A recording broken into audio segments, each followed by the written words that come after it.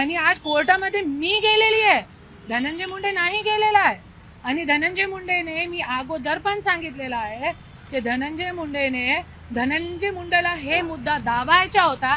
त्याच्यासाठी मला मी वेळोवेळ सांगते, हायकोर्टामध्ये आमच्या कन्सर्न टर्म आहे, तुम्ही काढा.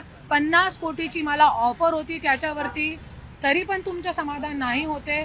तुम्ही जज साहेबांना सांगणारे माझ्या नार्कोटेट सगळी पूर्ण महाराष्ट्राची जनताच्या समोर करा, क्योंकि मी खरी आहे, मी पहिली बायको आहे. त्याच्यासाठी माझा लढा आहे. हे 2 लाख 15 लाख तो मिळेल नाही मिळेल माझा काही फरक पडणार नाही. मी स्वयं आपला चटणी भाकरी खाऊन जीव शकते.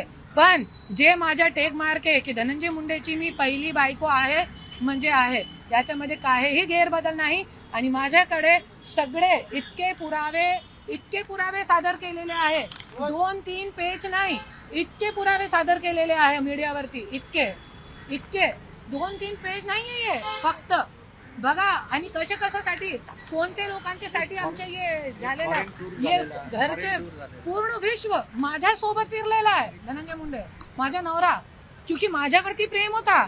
तुम्ही सगळे त्यांचे पासपोर्ट बघा, माझे विजा लावलेले आहे, याच्यामध्ये पूर्ण वर्ल्डचे पूर्ण विश्व आम्ही फिरून आलेलो आहे. राजश्रीला एक कुठेतरी कोण्यामध्ये घेऊन गेला नाही. क्यों? क्योंकि त्याच्यावरती फक्त ते आर्टिफिशियल लग्न होता त्यांच्या. हा, आणि ते काय म्हणले त्यांचे वकील, कॉन्क्यूट बाई ते राजश्री आहे, मी नाही. माझ्यासोबत 1986 पासून लग्न केलेला. राजश्रीचे कोणते लोन मध्ये धनंजय मुंडे गॅरंटर नाहीये, पण माझे लोन मध्ये गॅरंटर आहे धनंजय मुंडे. राजश्री व धनंजय मुंडेचा जॉईंट अकाउंट नाही आहे, माझ्यासोबत धनंजय मुंडेचा जॉईंट अकाउंट आहे. आणि आज आमच्या सोबत छळ केलेला आहे त्यांनी.